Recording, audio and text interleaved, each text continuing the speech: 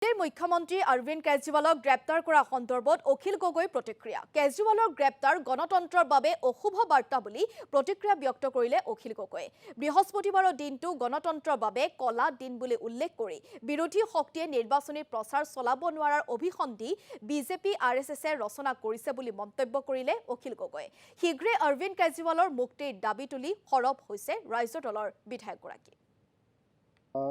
দিল্লীৰ মুখ্যমন্ত্ৰী অৰবিন্দ কেজৰিৱালক কালি নিশা যি ধৰণে গ্ৰেপ্তাৰ কৰিলে এই কাণ্ডক তেওঁৰ গ্ৰেপ্তাৰৰ এই কাণ্ডক আমি ৰাইজৰ দলে তীব্ৰ নিন্দা কৰিছোঁ। এজন মুখ্যমন্ত্ৰী শাসনাধিষ্ঠিত আৰু নিৰ্বাচিত মুখ্যমন্ত্ৰী বিজেপি আৰু আৰএছএছৰ চৰকাৰে যি নৃশংসতাৰে সৈতে যি অমানৱীয়তাৰে সৈতে যি অবৈধ ৰূপেৰে এনেকৈ গ্ৰেপ্তাৰ কৰিছে, ইয়াত নিশ্চিতভাৱে ভাৰতীয় গণতন্ত্ৰৰ কাৰণে এটা অত্যন্ত দুখৰ খবৰ। কালিৰ দিনটো আচলতে ভাৰতৰ গণতন্ত্ৰৰ এটা কলা দিন বুলি আমি ক'ব পাৰোঁ। অৰবিন্দ কেজৰিৱালক আমি অনতিবিলম্বে মুক্ত কৰি দিবৰ কাৰণে দাবী উত্থাপন।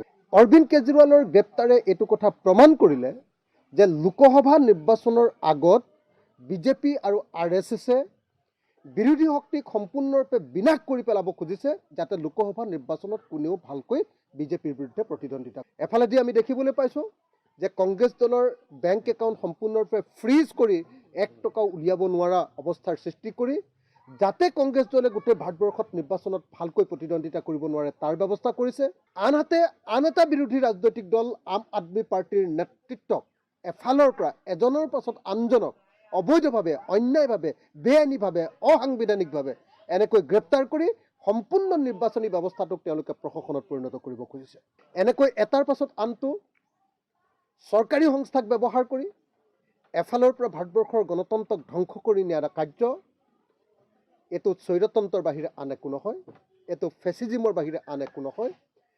এই মুহূৰ্তত গণতন্ত্ৰৰ হত্যাকাৰী এই ঘটনাক আমি নিন্দা কৰাই নহয়, অনতিবিলম্বে অৰবিন্দ কেজৰিৱাল, দিল্লীৰ মুখ্যমন্ত্ৰী অৰবিন্দ কেজৰিৱাল, মোৰ বন্ধু অৰবিন্দ কেজৰিৱালক অনতিবিলম্বে আমি মুক্ত কৰি দিবৰ কাৰণে